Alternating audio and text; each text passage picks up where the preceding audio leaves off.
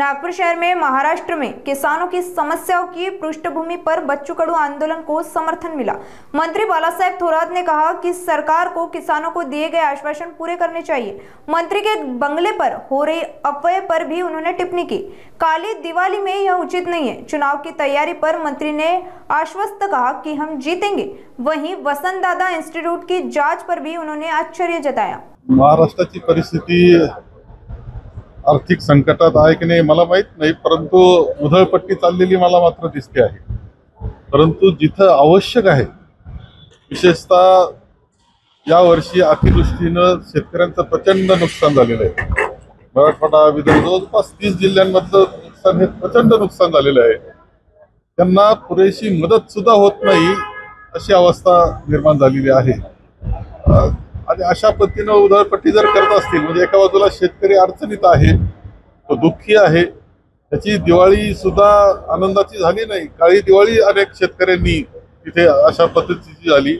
असं असताना असं जर करत असतील 1 कोटी रुपये एका बंगल्यावर खर्च, नेमके सरकार कोणाचं हा प्रश्न निर्माण होतो। उधळपट्टी करताय सार्वजनिक बांधकाम विभाग असं वाटतं। काय उधळपट्टीची इतक्या काय आवश्यकता आहे? असं 10 दिवसाचं अधिवेशन नाही का 7 दिवसाचं अधिवेशन असू शकतं।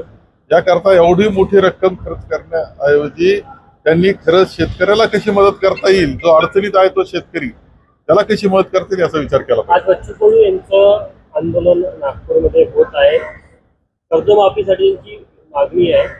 कशा प्रकारे बघता काँग्रेसचे समर्थन करते?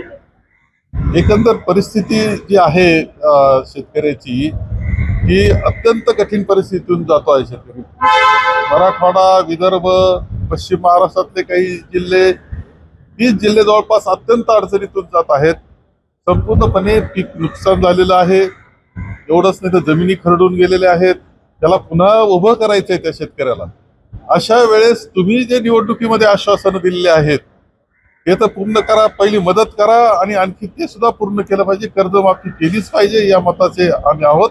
आणि बच्चू कडू हे त्याकरता जर आपलं आंदोलन करत असतील तर ते योग्य आहे, त्याचं समर्थन आम्ही करतो आहोत। काल उद्योगजींनी अमित शहांना अॅनाकोंडा असं उल्लेख केलेला आहे। तुम्ही त्याचं समर्थन करता का? महाविकास आघाडीचे नेते आहेत ते असं म्हणणं योग्य नाही काय वाटतं? मला काय म्हटलं हे माहीत नसल्यामुळं आणि मी ऐकलेलं नसल्यामुळे मी त्यावर काही बोलू इच्छित। स्थानिक स्वराज्य संस्थेमध्ये विदर्भामध्ये ज्या महानगरपालिका चालू काँग्रेसची काय भूमिका राहणार आहे? नाही, काँग्रेस तर निवडणुका आमची तयारी आहेच आहे। स्थानिक स्वराज्य संस्था सर्व निवडणुकीमध्ये आम्ही चांगली तयारी केलेली आहे। लोकांचा प्रतिसाद सुद्धा आम्हाला आहे। त्यामुळं विदर्भात असेल नाही तर संपूर्ण राज्यामधल्या सर्व निवडणुकांमध्ये आम्ही चांगल्या पद्धतीने भाग घेणार आहोत आणि जिंकणार आहोत। वसंतदादा शुगर इन्स्टिट्यूटच्या चौकशीचे आदेश मुख्यमंत्र्यांनी दिले अशी माहिती पुढे येत आहे। जर खरंच चौकशीचे आदेश दिले असेल तर कशा प्रकारे बघता येईल? वसंतदादा शुगर इन्स्टिट्यूटच्या चौकशीचे एक गोष्टी माहिती 1 रुपये अनुदान शेतकऱ्यांकडून कापलं जात होतं, त्याचा विनियोग कुठे होते त्याची माहिती मागवली। तेव्हा वसंतदादा शुगर इन्स्टिट्यूट ही वसंतदादांच्या नावानं सुरू केलेलं साखर धंद्यातली अत्यंत महत्वाची संस्था आहे। ही संशोधनामध्ये सुद्धा खूप चांगलं काम त्यांचं आहे। एवढंच नाही तर शेतकऱ्याला मार्गदर्शन करण्याच्या साठी सुद्धा खूप पुढाकार त्यांचा असतो। माननीय पवारसाहेब अध्यक्ष त्या संस्थेचे आहेत आणि मी कायम त्या बैठकांना उपस्थित राहिलेलो आहे। ज्या पद्धतीचं काम तिथे चाललेलं आहे, एक आदर्श काम चाललंय असं माझं मत आहे। असं असताना चौकशी होत असेल, चौकशीला सामोरं जातील, परंतु का असं केलं जाते अशा प्रकारची चौकशी हे मात्र आश्चर्यकारक आहे। तर असेल तर काही राजकीय कारण काही मला वाटत नाही काही तिथे चौकशीचं काही कारण आहे। राजकारण सुद्धा करण्याची आवश्यकता, कारण तिथं सर्व आम्ही एकत्र बसतो। तिथं माननीय पवार साहेबांच्या आदेशाखाली जेव्हा बैठक होते त्यावेळेस सर्व पक्षीय आम्ही एकत्र असतो।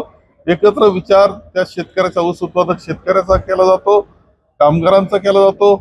सर्व दृष्टीने व्यापक अशा पद्धतीनं विचार विनिमय करून धोरण ठरवले जात आहे। त्यामुळं राजकारण त्या संस्थेचे राजकारण करण्याची आवश्यकता आहे असं तर बिलकुल नाही।